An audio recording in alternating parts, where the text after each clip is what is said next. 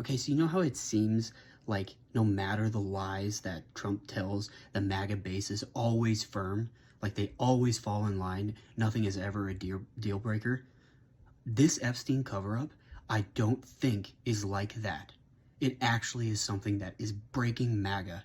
And I'm going to use The Origins of Totalitarianism by Hannah Arendt, the book written by Hannah Arendt, that describes totalitarian movements, and also an ABC News contributor that shows that this could be something that actually is breaking the reality of MAGA. In The Origins of Totalitarianism by Hannah Arendt, she says it's basically useless and pointless to argue using facts and truth to members of a totalitarian movement, aka MAGA in this point. But what is powerful at getting members to break from the fictitious reality that is this totalitarian movement is a more compelling and powerful reality that disproves the fictitious one.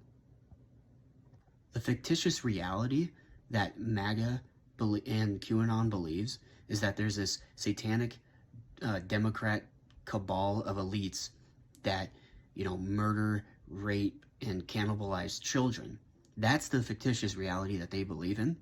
That is the reality in those circles, and in the movement of MAGA and, QAnon, the totalitarian movement that I'm trying to say. And it's breaking down with Trump covering up the Epstein investigation.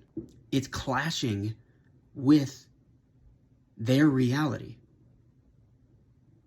It's not just a lie that's being disabused to them. It's their reality itself.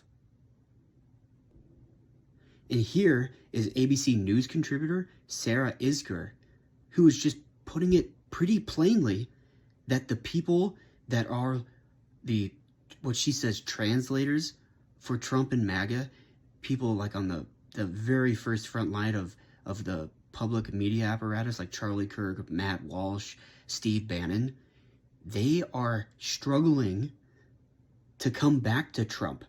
And I don't think that they are going to be able to. Here she is. Okay, so Sarah, he said it's unbelievable and people shouldn't be talking about this. That was Tuesday.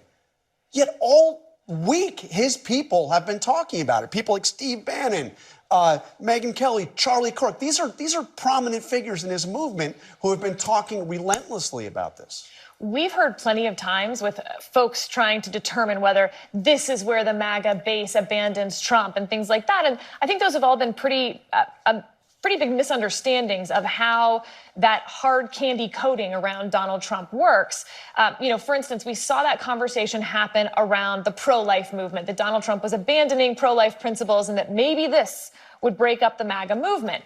But that hard candy coating, the people who really go out there day to day to defend whatever Donald Trump says, they're not policy people. They're not pro-life. They actually aren't even that big on immigration. They're really big on this stuff, though. JFK, Epstein, the moon landing, chemtrails. So this actually does have a real potential to influence whether Donald Trump has that protection between him and his base, those translators. And that's what you're seeing this week, is those translators are taking a really long time to come back to Donald Trump, longer than I think we've seen to date. I mean, I'll tell you this, if you look at This could be the breaking point, y'all. Because in my belief, I know there's people that aren't brave enough to say this, but Trump's MAGA movement is a totalitarian movement. They live in a fictitious reality, and that is what dictates what they believe. And I think it's starting to break down. This Epstein stuff, even though Trump comes out and says, oh, you guys are still talking about Epstein? It's a fire he started, campaigned on, and he can't put out. Maybe it's false hope, but this one really seems different.